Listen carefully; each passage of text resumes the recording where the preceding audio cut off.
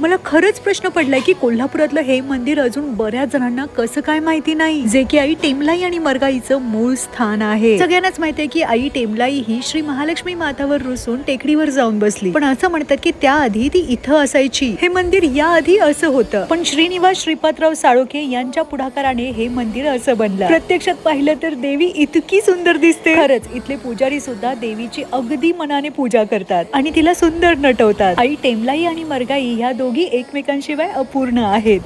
इथं हे स्वयंभू मंदिर आहे. खरं मूळ स्थान जे आहे ते मंगळवार पेठेतील मिरजकर तिकटीच्या भागात आहे. इथल्या भागातले सर्व लोक नवीन पाणी जेव्हा येतं आणि आपल्या भागातली यात्रा जेव्हा भरते, पहिलं पाणी तिच्या उंबऱ्याला असतं.